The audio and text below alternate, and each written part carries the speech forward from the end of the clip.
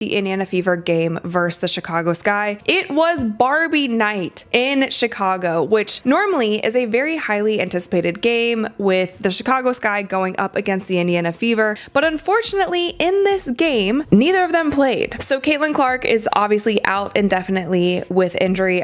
Whether you like the rivalry or not between Caitlin Clark and Angel Reese, people tune into this game. They want to see those two on the court going up against one another. But Angel Reese has also been dealing with a back injury. Caitlin Clark didn't even play in the game, but somehow she completely stole the show again. Fans lined up for hours just to meet her, while her so-called rival, Angel Reese, was nowhere to be seen. There are also so many clips going around online of Caitlin Clark before the game signing hundreds and hundreds of autographs, and I guess Ryan Ruocco actually said that Caitlin Clark signed over 200 autographs. I do have to shout out Kelsey Mitchell because Kelsey Mitchell became the first player in franchise history to score 35 plus points in less than 30 minutes of action in the game against the Chicago Sky. Now, I will say, although all of us were anticipating the great Angel versus Caitlin matchup, or if you are an Angel Reese fan watching her play on Barbie night in Chicago. Why is Clark's influence so massive that it overshadows her competition even when she's off the court? And how did her team deliver a crushing victory without her? Let's break it all down. Imagine this. Caitlin Clark was sitting on the sidelines, not even suited up, but the crowd treated her like she just dropped a game-winning buzzer beater. Lines stretched for what felt like miles as fans waited just to snag her autograph or snap a quick selfie. It didn't matter that she wasn't playing. She was still the star. People traveled hours to see her in person, some even holding posters and jerseys for her to sign. She turned what would have been a typical pre-game atmosphere into something that felt more like a celebrity meet and greet. Just 1 hour before the game, actually less than 1 hour before the game, it was reported that Angel Reese and Michaela Onyenwere are game time decisions on Sunday. The problem that I'm starting to have with the WNBA is how they are reporting injuries, because I thought it was so wild that this highly anticipated game is happening. It's on ESPN. It's during the 3 p.m. Eastern time.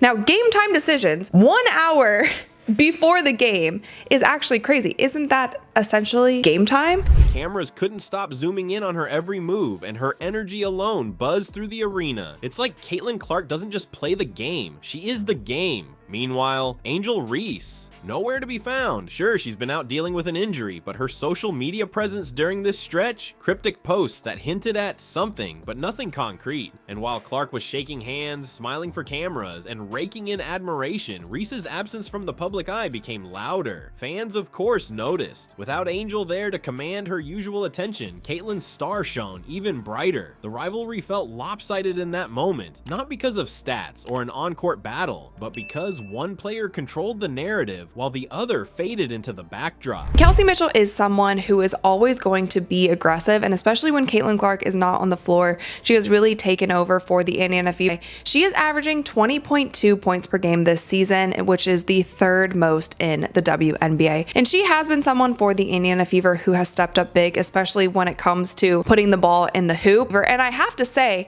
they wouldn't have won by as much as they did if Kelsey Mitchell wasn't playing the way that she was. Here's the thing, when star athletes draw in record crowd numbers just by showing up, they transcend the sport entirely. Caitlin is doing for women's basketball what only a handful of male players have managed. Numbers back it up too. Her recent autograph session alone had social media buzzing with over 50,000 likes across platforms and countless mentions. Analysts are already pointing out how her impact off the court is tipping the balance of influence in her favor. And you have to wonder, does this signal a turning point in her rivalry with Reese? If Caitlin Clark can overshadow one of her biggest competitors without even playing, what happens next? And speaking of big moments, have you seen how the Fever annihilated the Sky? Let's dive into it. You know what's crazier? The Indiana Fever didn't even need Caitlin Clark to step on the court to dominate the Chicago Sky.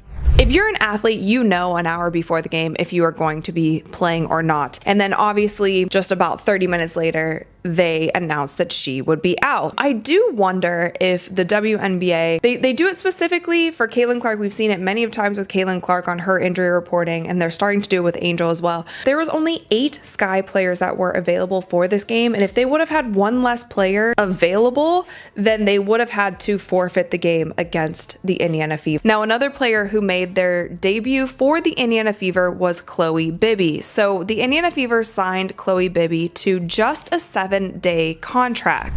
Playing away in Chicago, the Fever turned what could have been a tough matchup into a straight-up dismantling. Everything went their way: shooting, rebounding, defense. And it wasn't just luck, it was proof that this team knows how to show up, with or without its star. Kelsey Mitchell was unstoppable. She scored 35 points, hit 7 threes, and made it look effortless. Anytime the Sky tried to close in, Kelsey knocked down another bucket, keeping them at arm's length the entire game. And she wasn't doing it alone. Aaliyah Boston was holding it down in the paint, putting up 14 points and grabbing 11 boards. Her presence completely disrupted the Sky's offensive rhythm and gave the Fever control of the game. This wasn't just a team revenge tour, it was a clinic in teamwork and execution. The Fever's ball movement made them impossible to guard. They finished with 24 assists on 34 made shots, showing off just how well connected they are as a team. It wasn't just about who scored, it was how they set each other up. Compare that to the Sky, who looked completely flat. Kayla Timpson is someone to me who, she is so wildly athletic, and she still might be a little green when it comes to professional basketball. She's still that raw talent. Now, I also wanted to mention that Makayla Timpson actually got a lot of playing time, and she scored a career high 14 points. And this was the first time that I feel like we started to see the full potential of Makayla Timpson. If she's getting double teamed, how to get the ball out of that situation, maybe dish it to Aaliyah Boston under the basket or whoever else is playing in tandem with her. When she starts to develop those post moves, develop the basketball IQ when it comes to when she should put the ball up, when she should kick it out, when she should drive to the basket. Missed defensive rotations, sloppy turnovers, and no visible adjustment to stop the Fever's relentless pace.